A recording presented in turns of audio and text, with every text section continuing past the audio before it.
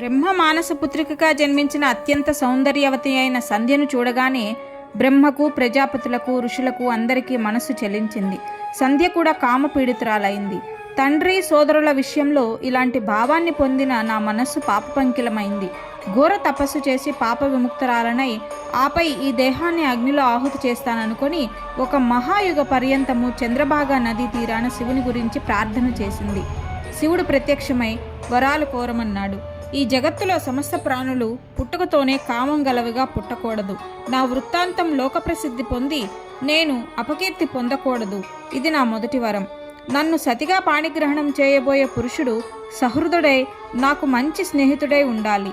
నన్ను కామంతో చూసే పరపురుషుడి యొక్క పురుషత్వం నశించి వాడు నపుంసకుడు కావాలి. ఇది నా రెండవ వరం అనింది.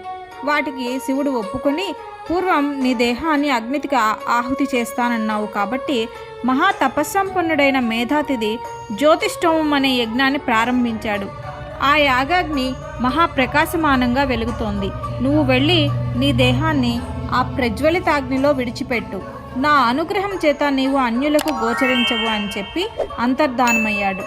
సంధ్య మేధాతిథి యజ్ఞశాలకు వెళ్ళి తనకు గతంలో బ్రహ్మచారి రూపంలో తపశ్చర్యా విధానాన్ని ఉపదేశించిన వశిష్ఠ మహర్షిని మనసులో భర్తగా స్వీకరించి ఈశ్వర వర ప్రభావం చేత ఇతరులకు కనిపించకుండా ఆ యజ్ఞ ప్రజ్వలితాగ్నిలో ప్రవేశించి దగ్ధమైంది.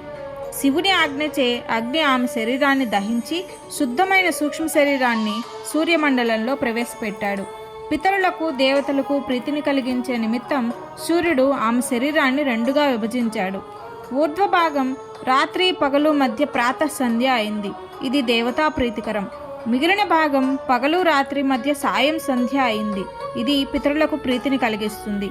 అప్పుడు శంకరుడు సంధ్య యొక్క ప్రాణాలను మనస్సుతో కలిపి సూక్ష్మ శరీరాన్ని నిర్మాణం చేసి ఆ సూక్ష్మ శరీరంతో ఒక అందమైన బాలికను యజ్ఞవేదిక నుండి సృష్టించాడు. తప్త కాంచన ప్రభలతో దేదీప్యమానంగా వెలిగిపోతున్న బాలికను అందరి ఆమోదంతో మేధాతిథి తన కుమార్తెగా స్వీకరించి ఈమె ఏ కారణం చేత కూడా ధర్మానికి అడ్డుపడదు కాబట్టి ఆమెకు అరుంధతి అని నామకరణం చేశాడు.